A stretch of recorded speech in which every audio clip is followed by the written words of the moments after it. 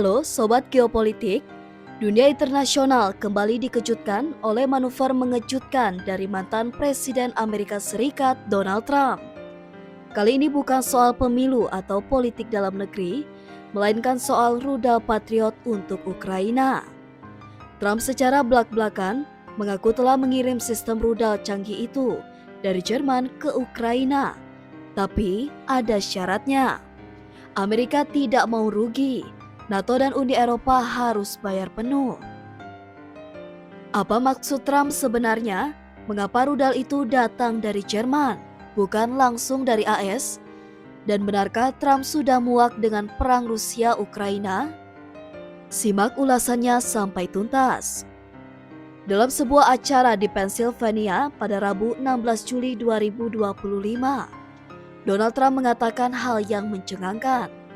Ia menyebut bahwa sistem rudal Patriot untuk Ukraina sudah dikirim, tetapi berasal dari Jerman, bukan langsung dari AS. Lebih mengejutkan lagi, Trump mengatakan bahwa AS tidak akan menanggung biayanya. Sistem rudal itu sudah dikirim, sistem itu datang dari Jerman dan kemudian digantikan oleh Jerman, ujar Trump kepada wartawan. Ia menyebut bahwa biaya penggantiannya akan datang dari NATO atau langsung dari negara-negara anggota Uni Eropa.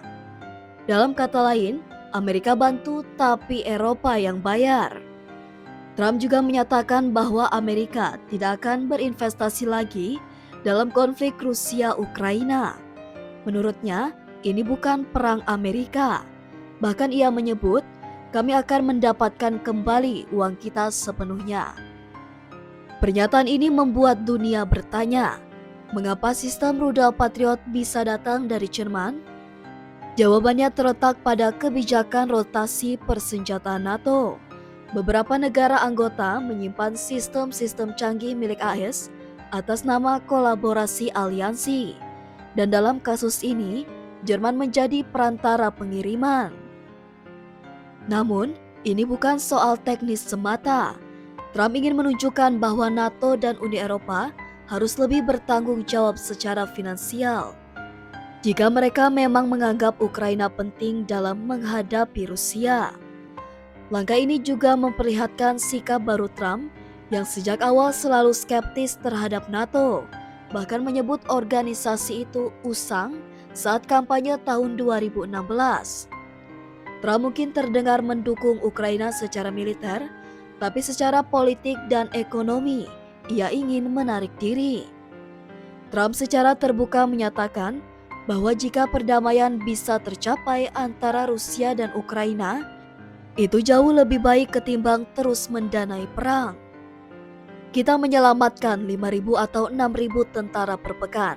Mereka adalah tentara Rusia dan Ukraina, bukan tentara Amerika. Trump menunjukkan bahwa meskipun mengirim rudal, ia tidak mau AS terus-menerus menjadi ATM bagi konflik ini. Ia bahkan menyinggung bahwa lebih dari 7.000 tentara tewas hanya dalam sepekan terakhir. Ini adalah cara Trump untuk menggambarkan betapa sia-sianya perang ini dan menegaskan bahwa nyawa manusia lebih penting daripada retorika geopolitik. Trump mengumumkan pengiriman rudal Patriot pada 14 Juli 2025, hanya 2 minggu setelah AS menghentikan sementara bantuan militer ke Ukraina. Mengapa dibuka lagi? Karena Trump merasa semakin jengkel dengan sikap Presiden Rusia Vladimir Putin yang menolak semua ajakan damai atau perundingan gencatan senjata. Kami akan mengirim mereka Ukraina rudal Patriot yang amat mereka butuhkan, kata Trump dalam konferensi pers dikutip dari AFP.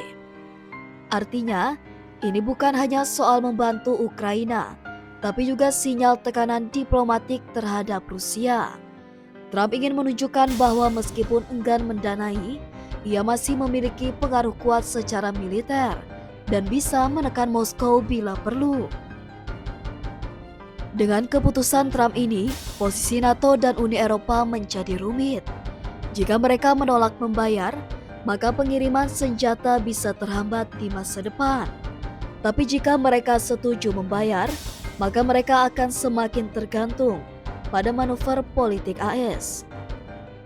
Eropa kini dihadapkan pada dilema, ikut arus Trump atau mulai membangun kemandirian militer sendiri. Di sisi lain, Rusia bisa menganggap ini sebagai eskalasi baru, apalagi jika rudal Patriot mulai digunakan untuk menembak jatuh jet tempur atau rudal Rusia.